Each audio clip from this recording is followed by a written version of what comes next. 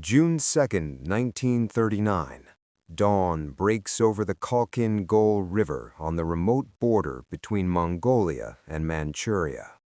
The air is cold, thin, and sharp with dust. Steppe grass bends under a steady wind. Somewhere in the distance, engines growl, low at first, then rising fast. You are standing with Soviet ground troops of the 57th Special Corps, looking up as silhouettes cut across the pale sky. They are Japanese. Twin-engine bombers glide in tight formation, followed by nimble fighters diving with terrifying precision.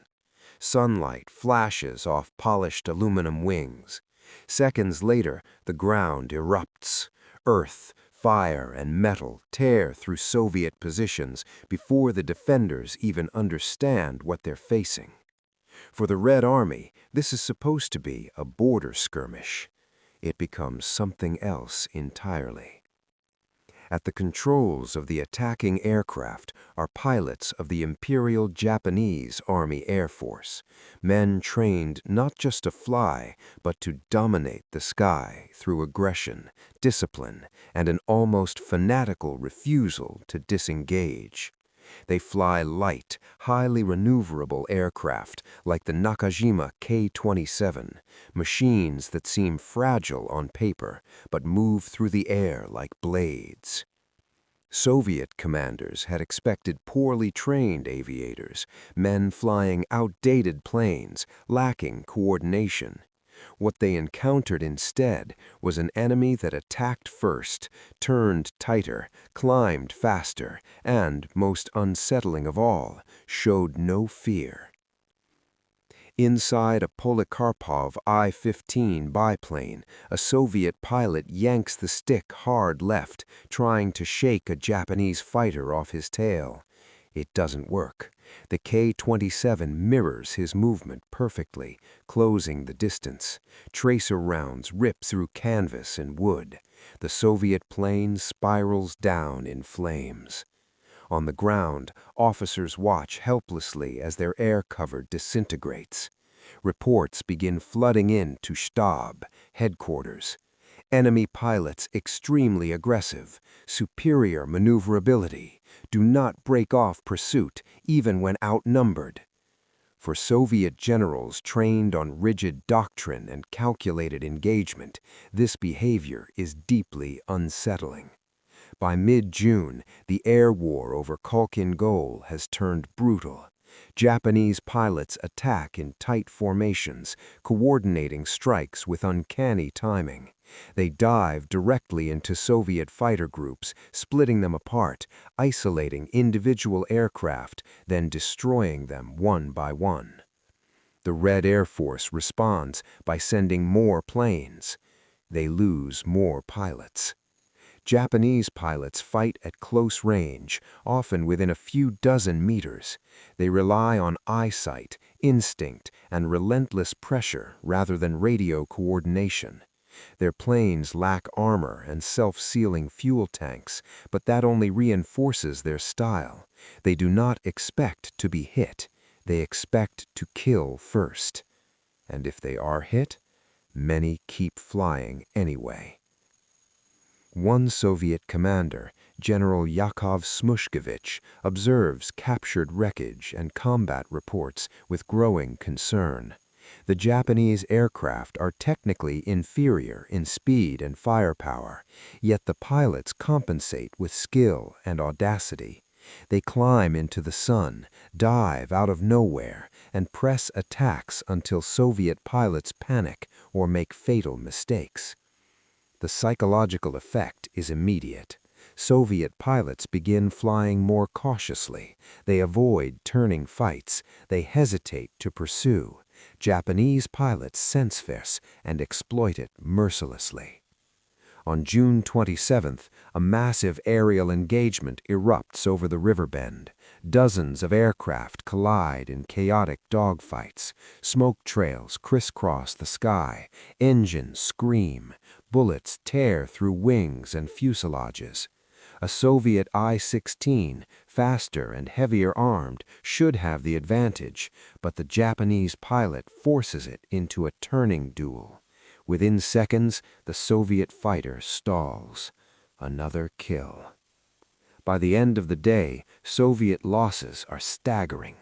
In Moscow, far from the dust and blood of Mongolia, senior officers begin to take notice. This isn't just a local failure, it's a doctrinal threat. The Red Army has built its air doctrine on mass, firepower, and control. The Japanese are winning with none of that. They win with initiative. They refuse to retreat. They win by flying as if death is irrelevant. And that frightens Soviet generals more than any weapon, because an enemy that cannot be intimidated, cannot be predicted, cannot be easily controlled. As reinforcements are rushed east, and a young commander named Georgy Zhukov begins to study the situation, one truth becomes impossible to ignore. If the Japanese can do this with light fighters and sheer willpower, what happens if this style spreads? High above the Khalkhin Gol, Japanese fighters circle again, hunting for survivors. The Red Army is learning its first hard lesson, and it will not be the last. July 1939. Temperatures climb across the Mongolian steppe. Heat shimmers above the riverbanks, and with it rises Soviet determination to crush the Japanese presence in the air through sheer force. This time, the Red Air Force comes prepared. Dozens of Polikarpov I-16 monoplanes arrive, faster, heavier, armed with cannons and machine guns. On paper, the advantage is overwhelming. Soviet generals believe numbers and firepower will finally break Japanese resistance. At dawn, engines roar in unison as Soviet squadrons climb into formation. Pilots have orders: stay together, maintain altitude discipline, overwhelm the enemy. Then the Japanese appear. They do not charge straight in. They wait. High above, K-27 fighters drift near the sun, almost invisible. Japanese pilots study the Soviet formation, identifying weak elements, inexperienced leaders, aircraft drifting slightly out of position. Then they strike. Not as a wave, but as knives. Small groups dive at extreme angles, ripping through the edges of the Soviet formation. One pass, 2 seconds of fire, then they climb away before Soviet gunners can track them. A Soviet squadron commander shouts orders over the radio, trying to restore cohesion. His wingmen hesitate just for a moment. That moment is fatal. Japanese pilots turn inside the Soviet fighters, forcing close-range engagements where the heavier I-16s lose their speed advantage. The sky dissolves into individual duels, exactly what Soviet doctrine forbids. The Red Air Force was trained to fight as a machine. The Japanese fight as hunters. One Soviet pilot later recalls seeing a Japanese fighter continue attacking despite visible smoke pouring from its engine. Instead of breaking off, the pilot presses closer, firing until both aircraft nearly collide.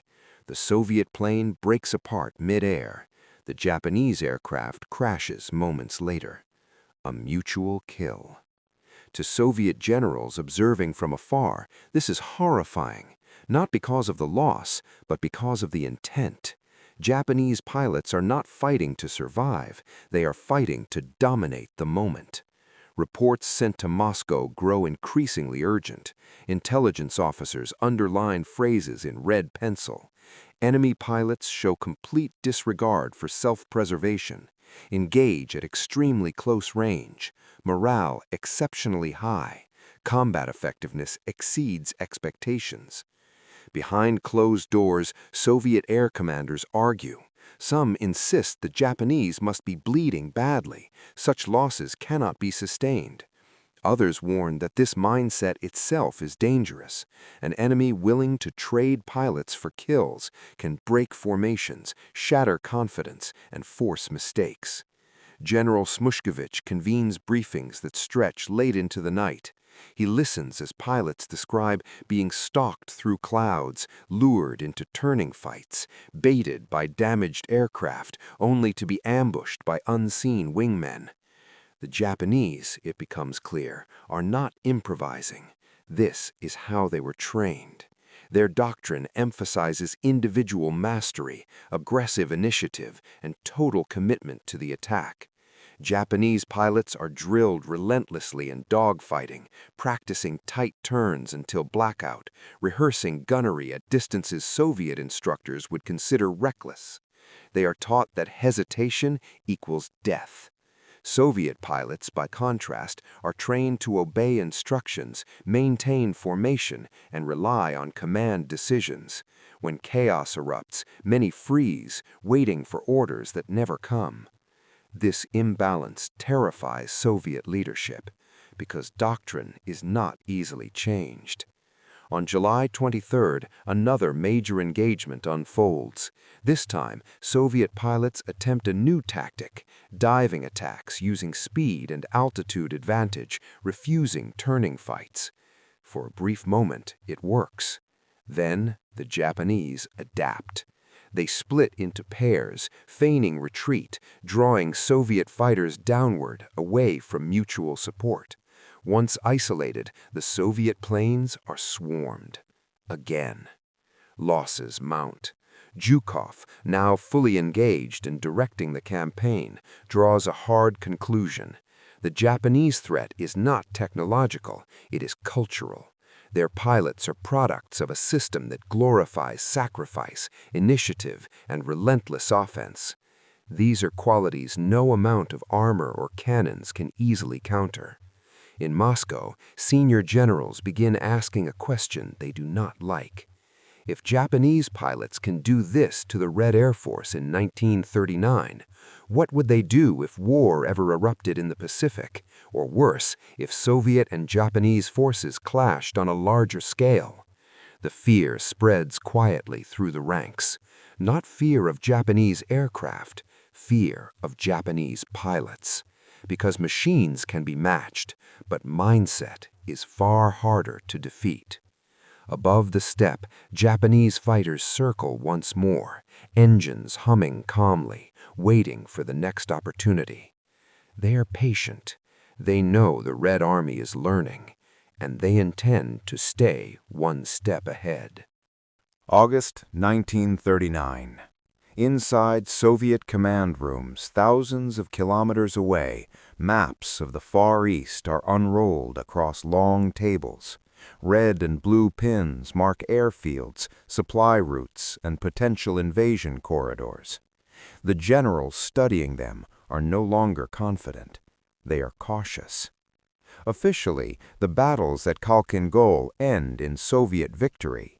Zhukov's ground offensive crushes Japanese forces with armor, artillery, and encirclement. But in the air, the story is far less comfortable. Privately, Soviet leadership admits something unsettling. The Red Air Force did not dominate the Japanese, it survived them.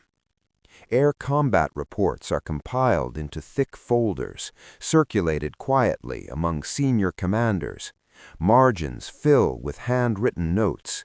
Words like unexpected, unorthodox, and dangerous appear again and again. One report states bluntly, Japanese pilots demonstrate superior individual combat ability. That sentence alone is enough to make seasoned Soviet generals uneasy, because Soviet doctrine is built on the idea that individual brilliance is unreliable. Victory comes from system, structure, and centralized control. Japanese pilots, by contrast, thrive when chaos breaks structure apart. This forces a reckoning. Training programs are reviewed, flight hours are increased, dogfighting instruction, once treated as secondary, is given renewed emphasis. But changing habits takes time, and time is something Soviet planners fear they may not have. At the same moment, intelligence from the West paints a grim picture. Germany is rearming at terrifying speed.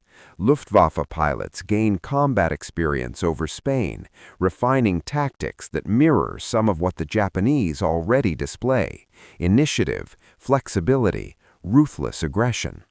For Soviet generals, the implication is chilling. They may face not one enemy like this, but two. As tensions rise in Europe, the Far East cannot be ignored. Stalin himself reviews assessments of Japanese air power. He is less interested in aircraft specifications than in pilot psychology. How do they fight? He asks. The answer is consistent. They attack first. They do not disengage. They accept death if it means victory. This is not bluster.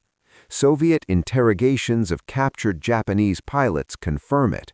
These men speak calmly about combat, about falling comrades, about duty. They show no hesitation, no bitterness. Some express regret only that they did not destroy more enemy aircraft. The effect on Soviet intelligence officers is profound. An enemy who does not fear death cannot be easily deterred. As a result, Soviet policy begins to shift. The Far Eastern Military District is reinforced. Airfields are expanded and hardened. Radar coverage improves. New intercept procedures are drafted. Quietly, Soviet generals instruct their pilots to avoid unnecessary engagement with Japanese fighters. Border incidents are to be contained, not escalated. This is not weakness, it is respect. By 1940, the fear has solidified into doctrine. Japanese pilots are classified as high-threat adversaries despite flying aircraft considered inferior by Western standards. Soviet war games consistently show high losses in air combat scenarios involving Japanese-style tactics. Then comes the turning point. In April 1941, Soviet intelligence receives confirmation that Japan has chosen to expand south, not north.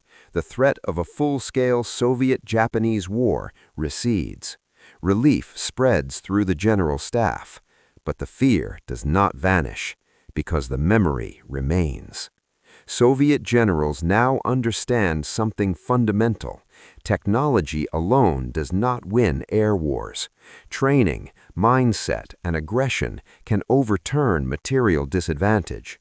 When Germany invades the Soviet Union in June 1941, many Red Air Force commanders recognize the pattern immediately.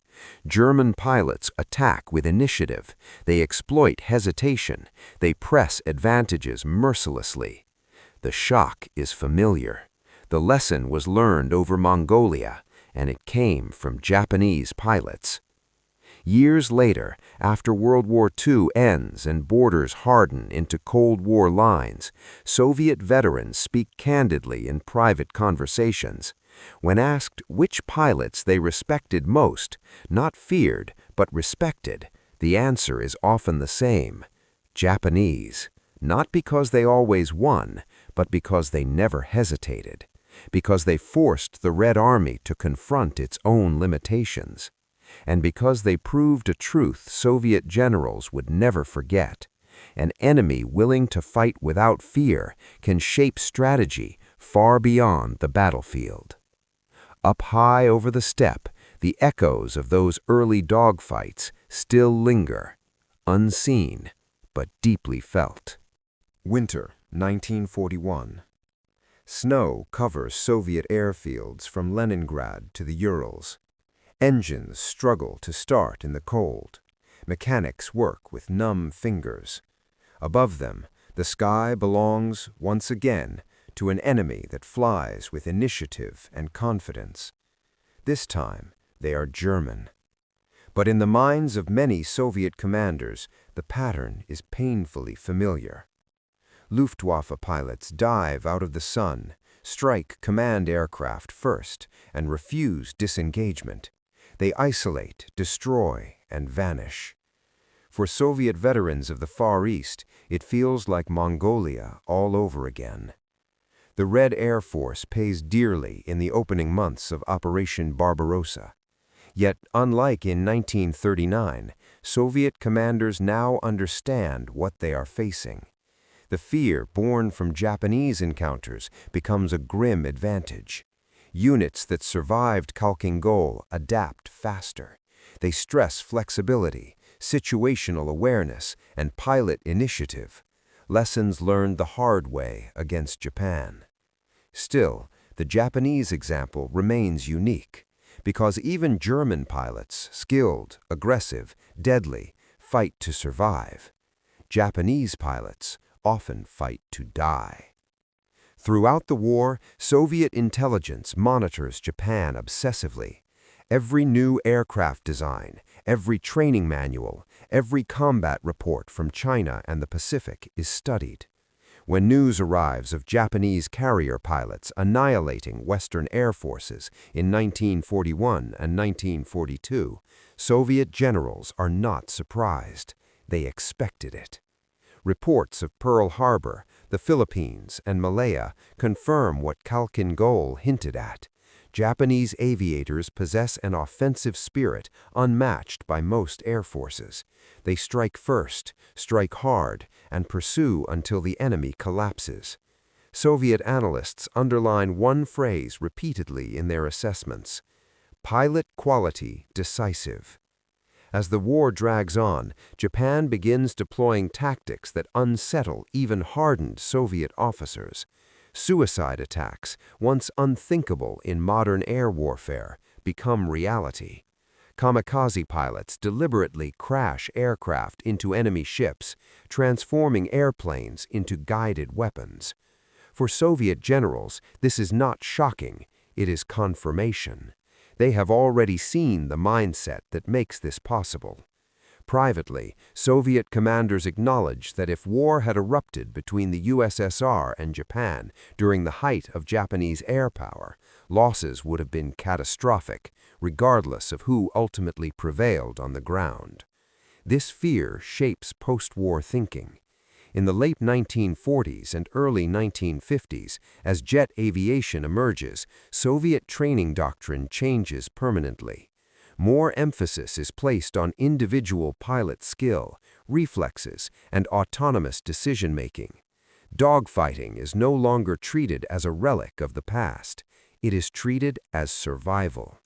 Veterans who fought in the Far East are brought in as instructors.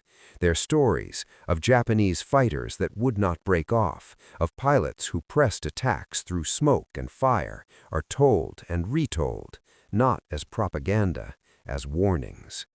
By the time the Cold War begins, Soviet generals carry a quiet respect for Japanese airmen that few outsiders ever see.